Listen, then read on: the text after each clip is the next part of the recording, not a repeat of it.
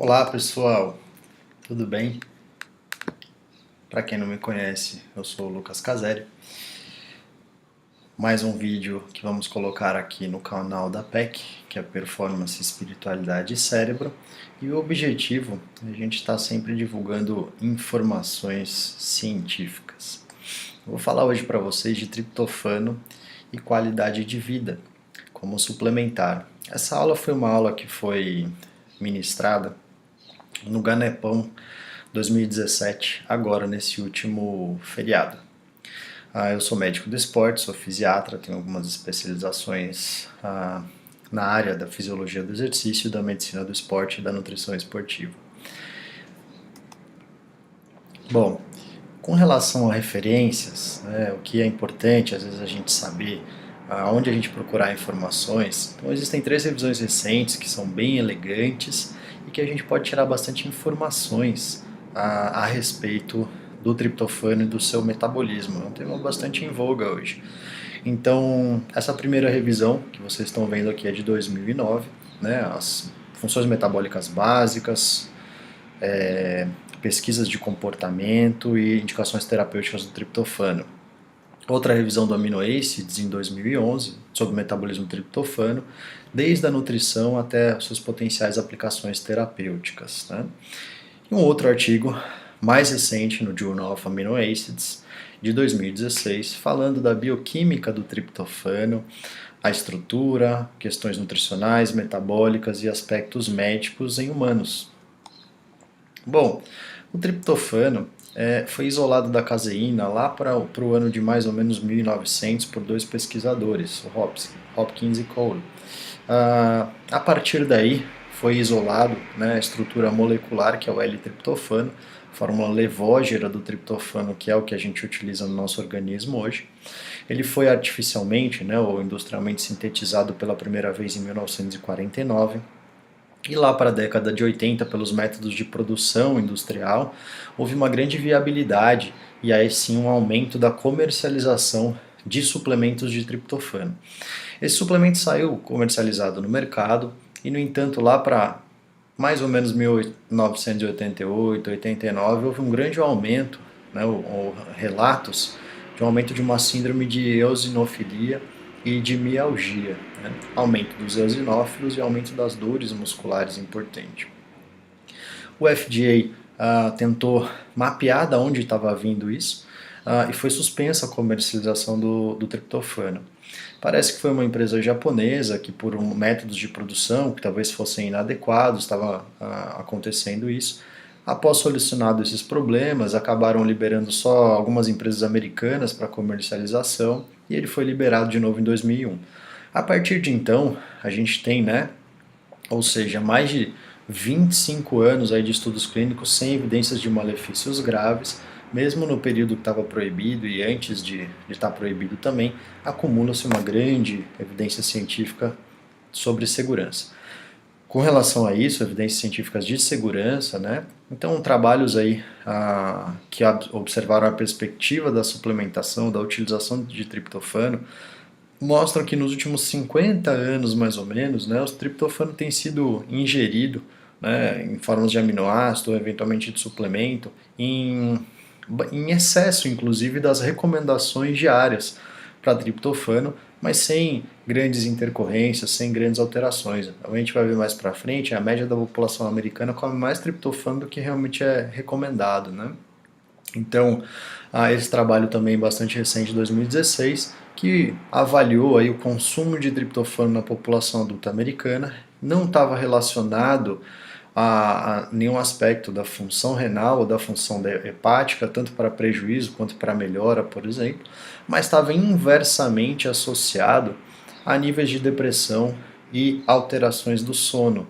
Então, a deficiência de triptofano, quanto mais baixo o triptofano, mais alto é a incidência de depressão e de alterações do sono, né? Então, parece que esse consumo na população americana é tranquilo, é seguro, sem grandes alterações laboratoriais, né? O triptofano ele vai atuar em vários aspectos, né? Em muitos aspectos do nosso organismo. Então, o primeiro deles é a síntese de proteína, que é o principal papel dele no organismo. O triptofano hoje a gente sabe que é uma das mais baixas concentrações de aminoácidos, dos aminoácidos que a gente necessita ingerir. Sendo assim, é um aminoácido que tem menos disponibilidade pela menor concentração e ele pode exercer um papel limitante no processo de hipertrofia muscular, ou na verdade da síntese de proteína, não só, né, de proteína muscular. O triptofano também vai atuar na síntese da quinurenina, que é o segundo papel mais importante dele no organismo. A quinurenina, né, a formação de quinurenina, é na verdade 90% mais ou menos do catabolismo do triptofano. A quinurenina é um componente chave para a neurotransmissão, ela atua em diversos mecanismos. O ácido quinurênico ele é um antagonista do receptor de glutamato, e o ácido quinolínico, ambos são derivados aí da quinurenina, é um agonista do receptor de glutamato, só para a gente ter mais ou menos uma ideia do que a gente pode atuar tanto estimulando quanto inibindo processos de neurotransmissão. Um dos papéis mais comentados, né, ou mais desejados do triptofano, quando a gente utiliza o triptofano, é a síntese de serotonina. Né? Dizem que o triptofano é a pílula ou a cápsula da felicidade por a produção de serotonina. É importante falar que 95% da serotonina está presente no trato gastrointestinal. Né? Só 3% é utilizado para a produção de serotonina no corpo. O resto, o principal papel, geralmente vai para a síntese de proteínas. Estima-se que aproximadamente 1% do triptofano da dieta é relacionado à produção de serotonina. No entanto, apesar de ser só esse 1%, né, um pequeno percentual de triptofano que é destinado à produção de serotonina, qualquer variação nessa quantidade de serotonina, principalmente nível central, nível cerebral, pode gerar grandes alterações comportamentais, psicológicas, de vários processos, por exemplo, de memória, e até mesmo de condições psiquiátricas. O triptofano, para ser serotonina, para ser sintetizada, ela tem dois processos. Primeiro, o triptofano, pela triptofano descarboxilase, é convertido no 5-hidroxitriptofano, que também é um suplemento que pode ser utilizado, que é comercializado no mercado. É um processo que é dependente de oxigenação adequada, ou seja, se a pessoa não tem, vamos supor aí, um quadro de isquemia cerebral ou um quadro de aterosclerose, que também envolve artérias que vão para o sistema nervoso, essa alteração de oxigenação pode prejudicar a síntese de serotonina. Posteriormente, o 5-HTP é convertido na serotonina pela enzima aromática ácido descarboxilase. Então, o triptofano ele vai entrar na barreira hematoencefálica, depois a gente vai ver que ele compete com aminoácidos neutros para a entrada na barreira hematoencefálica. O triptofano vai ser convertido em 5-hidroxitriptofano, posteriormente em serotonina e depois no 5-hidroxiindol acético, né, que é o ácido também pela monoaminoxidase. Então, alterações que você precisa entrar com antidepressivos, inibidores de recaptação de serotonina ou inibidores da MAO, por exemplo, né, da monoaminoxidase, você pode ter um aumento exagerado da serotonina. Né? O objetivo do triptofano com relação à serotonina é que aumente o nível de serotonina cerebral. No entanto, se você inibir, né, a recaptação da serotonina, ou se você inibir a MAO, que é quem vai catabolizar esse triptofano, quem vai metabolizar esse triptofano, você pode eventualmente ter algum tipo de intercorrência como uma síndrome serotoninérgica. Né? Então o triptofano atua também na síntese de triptanoides, pela descarboxilação do triptofano. A triptamina é tida como um neuromodulador da serotonina, ou seja, ela atua em vários processos excitatórios e inibitórios, e muitas vezes ela tem uma ação, que seria a serotonina, serotoninérgica, no entanto, sem precisar de receptores específicos para a serotonina. Né? Atua também na síntese de melatonina, então algumas pessoas que usam triptofano referem que o triptofano dá um soninho. A melatonina é um hormônio envolvido em ritmos circadianos, né, ciclo sono-vigília. Ele é um regulador de comportamento e de alteração de padrão de sono. Tanto é que, recentemente, né, tinha sido proibido a melatonina, ninguém entende direito por quê, mas enfim, já foi liberado de novo. Então ela melhora a latência do sono muitas vezes. Então é importante as pessoas que não dormem ou dormem pouco acabam tendo uma recuperação melhor durante o uso da melatonina. E a melatonina vai atuar no processo digestivo e na motilidade intestinal também. Então o déficit de triptofano também pode alterar questões intestinais. O triptofano ele atua na síntese de nicotinamida adenina dinucleotídeo. O que é isso? Né? Na verdade, isso é a via de produção energética. Né? Então o triptofano é um substrato para a síntese de NAD e é essencial para a cadeia de transporte de elétrons. Para geração de energia, o triptofano vai ser importante. Além disso, o triptofano também é associado à produção de vitamina B3, que é a niacina. E a niacina, a vitamina B3, também vai atuar na produção do NAD. Então, existem duas vias da produção de NAD, ou pelo próprio triptofano diretamente, ou pela síntese de vitamina B3 e aí posteriormente de NAD. Falando em vitamina B3, pela via da quinurenina, do ácido quinolínico, o triptofano atua na síntese de vitamina B3. No entanto, é o menor uso, a menor utilidade do triptofano. A gente precisa de uma grande quantidade de triptofano, por exemplo, 60 mg, para a síntese de 1 mg de niacina. Como eu tinha dito para vocês anteriormente, a recomendação americana é de 16 mg para homem e de 14 mg para mulher. No entanto, a ingesta média acaba sendo de 41 mg, ou seja, mais que o dobro, e 28 gramas, exatamente o dobro, de niacina. Então sobra muito pouco para o triptofano precisar sintetizar a vitamina B3, ele pode ser direcionado para outras funções. Várias outras ações do triptofano também, atuando aí na síntese de dopamina, noradrenalina, das beta-endorfinas, como modulação endócrina, por exemplo, alteração do cortisol, da secreção de cortisol, prolactina e do hormônio do crescimento. Então, se a gente observar aqui, indivíduos com resposta ao estresse social, então houve um momento estressor e houve a resposta do cortisol salivar. Então, nesse momento estressor, quem usou um placebo ou quem usou um triptofano, a resposta com o triptofano do cortisol salivar foi menor, ou seja, ele responde melhor ao estressor. Né? Com relação à farmacocinética, sabe-se que a maioria do triptofano, 75%, 95%, está ligado à albumina para o transporte. A albumina é o nosso maior carregador sanguíneo. Sendo assim, sobra pouco triptofano livre para poder entrar na barreira hematoencefálica e atuar na síntese de serotonina. No entanto, pela grande afinidade do triptofano pela entrada na barreira hematoencefálica, alguns pesquisadores colocam que há uma grande dissociação do triptofano com a albumina, deixando praticamente aí perto de até 75% disponível para a entrada na barreira hematoencefálica e para a síntese de serotonina. Né?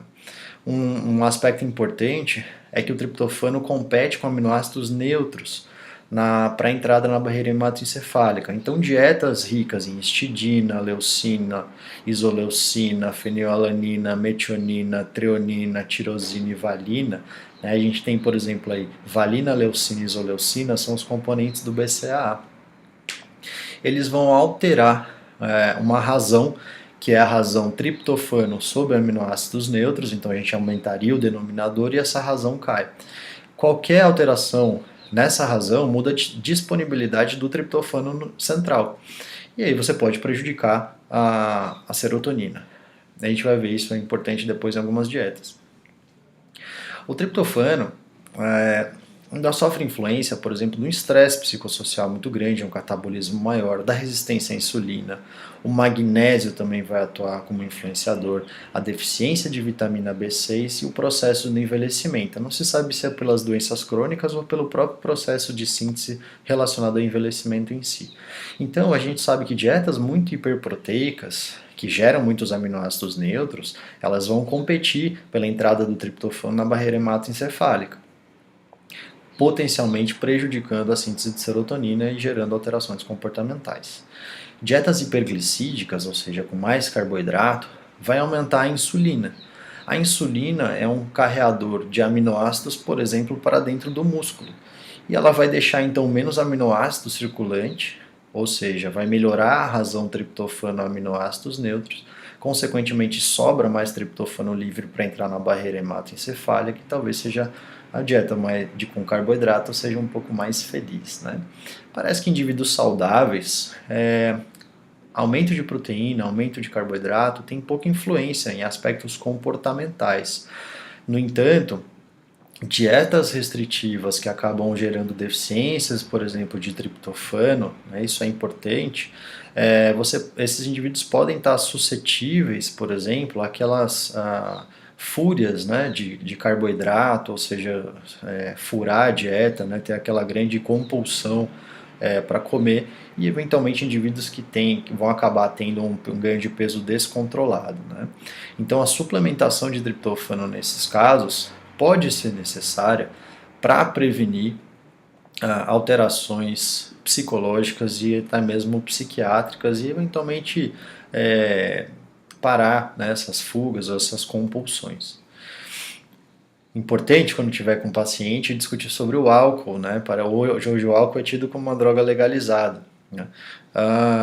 O álcool reduz a razão triptofano a aminoácidos neutros, perto de 30 minutos após o consumo em 10%, em 1h30 e 2 horas perto de 20 a 25%. Indivíduos saudáveis toleram bem essas alterações de comportamento.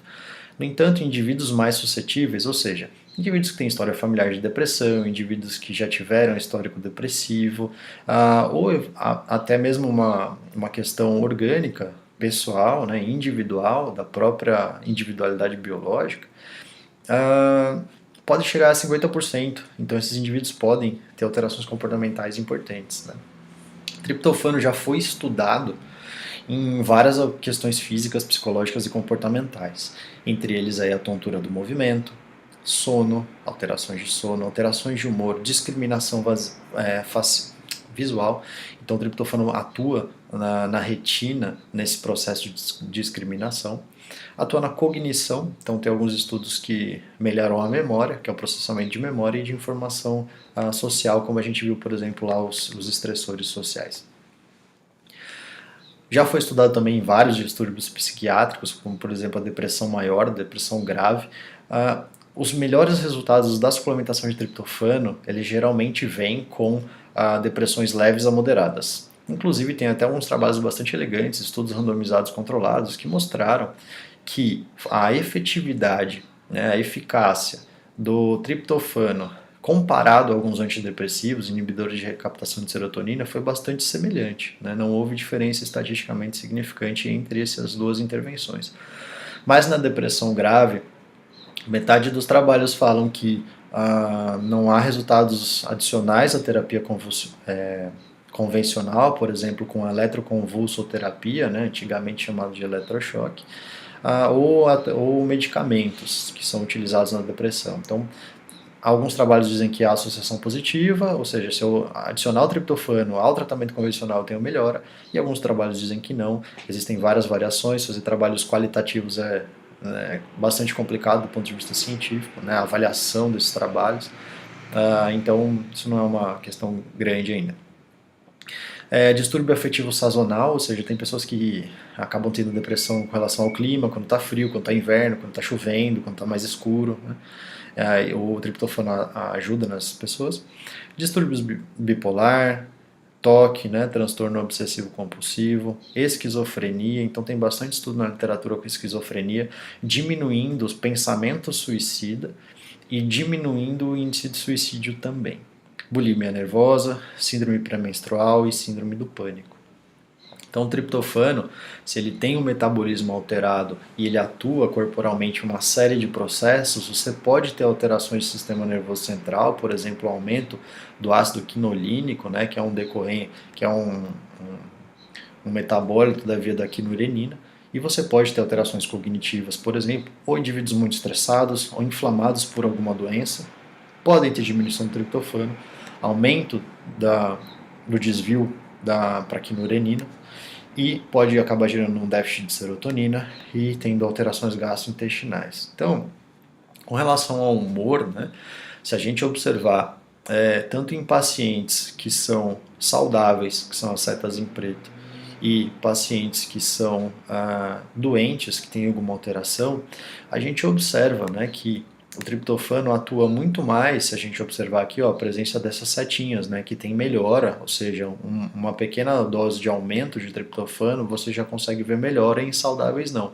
A dose talvez precisa ser muito maior, né, o aumento da relação triptofano-aminoácidos neutros, né, precisa ser muito maior para que eu possa ter realmente alguns benefícios de diminuição da raiva, melhora da depressão, da fadiga, da tensão, né, aumento do vigor e aumento do alerta, por exemplo. Então, o triptofano ele atua bastante no comportamento. Esse trabalho foi um trabalho que foi feito em modelos animais. Então, o exercício, dietas ricas em gordura, pelos aminoácidos,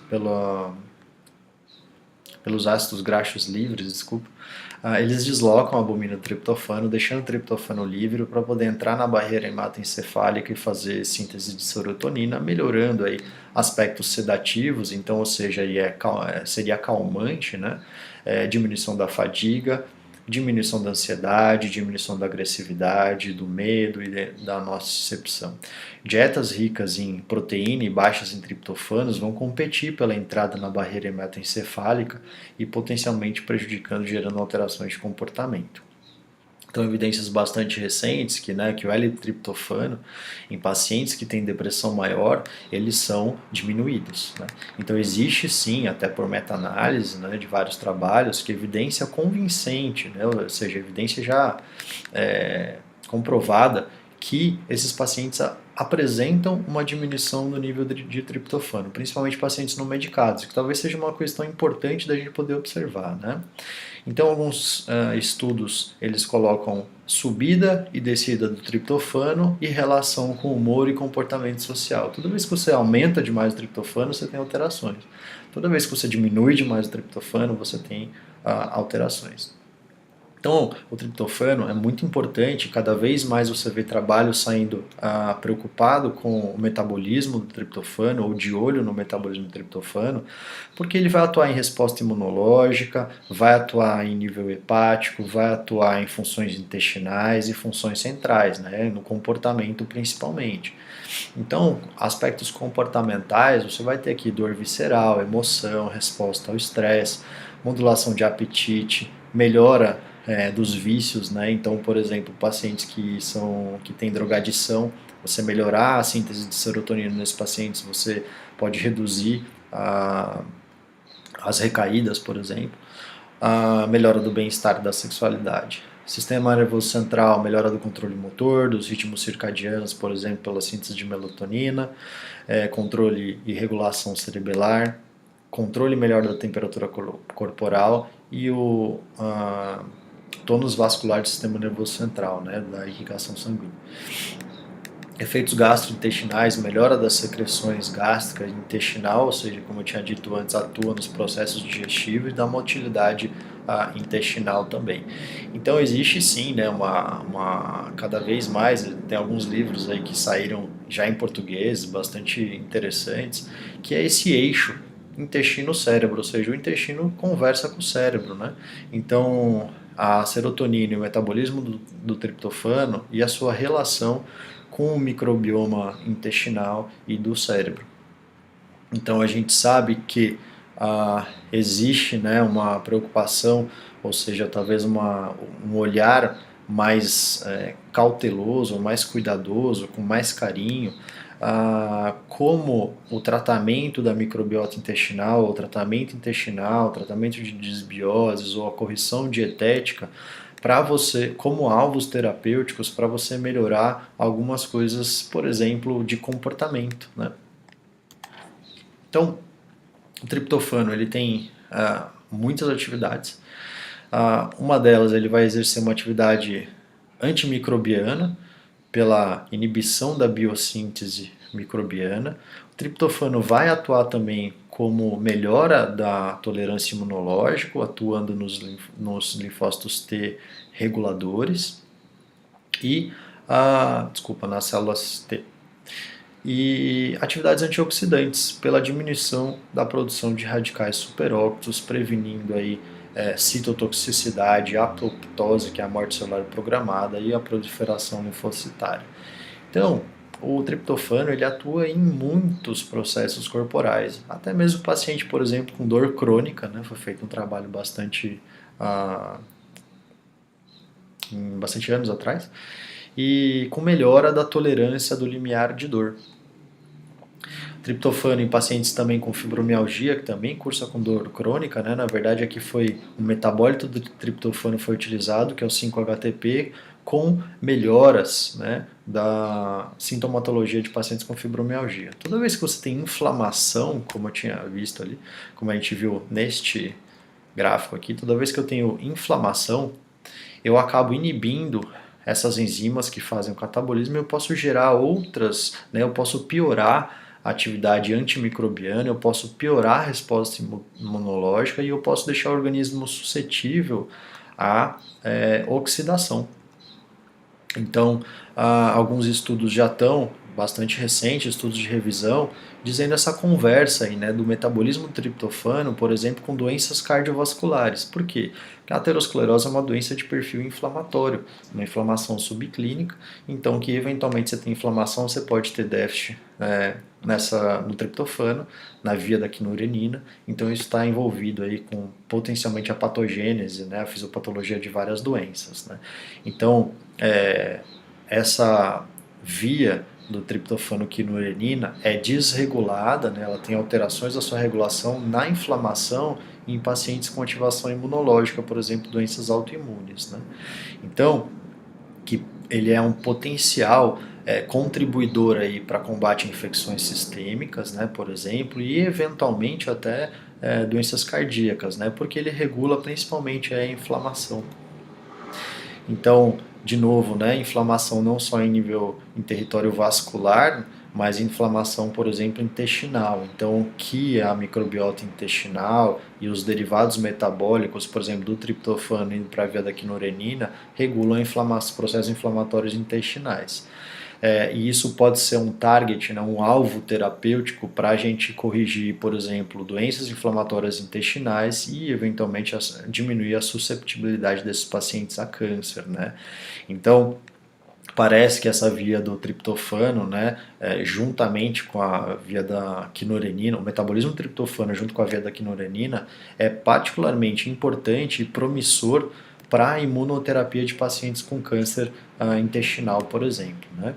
Então, a IDO, que é a indeolamina 2,3-dioxigenase, ela vai atuar na supressão imunológica. Então, por exemplo, pacientes transplantados que sofreram um transplante que não precisam de uma ativação imunológica exacerbada para não gerar uma rejeição desses transplantes, e melhora da autoimunidade, ou seja, combate aí a infecções, por exemplo, né? Então, artigos de revisão, de novo, né, dizendo aqui que a indeolamina 2,3-dioxigenase, a IDO, está relacionada a vários processos de saúde e doença, porque ela pode modular a patogênese de uma série de condições, incluindo inflamações crônicas, doenças infecciosas, doenças alérgicas, doenças autoimunes, transplante, neuropatologia, a gente vai ver aqui alguns estudos, e pacientes com câncer. Então, pode ser sim uma via, né, e cada vez mais a gente observa na literatura, uma via importante para atentar. Com relação aqui a câncer, né, então outro trabalho de revisão recente, né, dizendo aí de alterações imunológicas e potencialmente combate ao câncer, prevenção de câncer, com essa via da quinurenina envolvendo essa enzima IDO, tá bom? Então esses aqui foram registrados no Clinical Trials, clinicaltrials.gov, em julho de 2015. Então são todos esses trabalhos, a maioria é fase 1 e fase 2, ou seja, estabelecimento de segurança, de toxicidade, estabelecimento de segurança de doses, né, relacionando que abordaram, né, o catabolismo do triptofano dentro de estudos envolvendo câncer. Então, alguns deles ainda não estão terminados, então existem vários trabalhos em andamento atualmente, né? Então, o triptofano está envolvido na alteração imunológica, como a gente tinha visto lá pelas células T, na melhora da inflamação e na melhora de processos alérgicos. Revistas de alergoimunologia, né, relacionam que o metabolismo do triptofano pode ter um papel relevante na fisiopatologia de diversas desordens alérgicas. Como eu disse, na processos neurodegenerativos. Então, por exemplo, isso aqui foi uma revisão discutindo os aspectos do metabolismo do triptofano e da via da quinurenina em pacientes com esclerose múltipla. Então, as intervenções que pudessem reduzir os níveis, né, de metabólitos potencialmente neurotóxicos da via da quinurenina, por exemplo, ácido quinolínico, podem melhorar a sobrevida tanto do neurônio quanto dos oligodendrócitos, né? Isso pode ser bastante importante do ponto de vista clínico, não só no cérebro, mas na medula também, né? Então, no tecido nervoso como um todo, também vários artigos de revisão que são recentes, que são dos últimos anos, abordando o metabolismo do triptofano e a via da quinurenina na melhora, por exemplo, da sobrevida, aspectos neuropreventivos, vamos dizer assim. E outros estudos, né? Então, por exemplo, aqui até em metabolismo ósseo, né? Ou seja, novos pensamentos, novas visões, novos insights, né? No metabolismo do triptofano e nos seus metabólitos, principalmente da via da quinurenina, na regulação do metabolismo ósseo. Nutricionistas sabem muito mais do que médicos, né? Onde a gente tem as grandes concentrações de triptofano dietético, né? No entanto, o que é importante está nesta coluna aqui, que eu estou escondendo pela minha câmera, que é a razão triptofano aminoácidos livres, tá bom? A gente pode olhar, por exemplo, aqui no Peru, né? A gente tem 410 miligramas e a gente tem 9,5 miligramas de aminoácidos, gerando uma razão de 0,043. No entanto, se a gente pegar a banana, tem só 11 miligramas de triptofano, né? E 237 aminoácidos, a gente tem uma razão de 0,046, então o importante é a gente observar essa razão triptofanos aminoácidos livres, aminoácidos neutros. Pacientes depressivos, né? Será que é só a dieta? Será que a gente só corrigir a dieta, olhando para esses alimentos, melhorando a ingesta de triptofano, pode ajudar? Pode, claro que pode ajudar. No entanto, ela pode não ser suficiente. Parece que acima de 60%, que é onde estima-se que comece a ter sintomas do déficit de triptofano na dieta, parece que você não consegue corrigir isso com a dieta especificamente, então pode ser necessária mesmo a suplementação. As doses variam, geralmente a maioria dos produtos comerciais apresentam de 100 a 300 miligramas, muitas vezes ao dia, ou às vezes, por exemplo, 300 miligramas dividido em 3 doses ao dia. E depressões graves, de alterações mais importantes do sono, talvez de 3.000 a 6.000 miligramas. No entanto, 6.000 miligramas já é muito, muito alta essa dosagem, né? Uma questão que é importante nas reações adversas, na interação medicamentosa, é a gente observar que se a gente inibir a recaptação da serotonina, a gente vai deixar mais serotonina na fenda.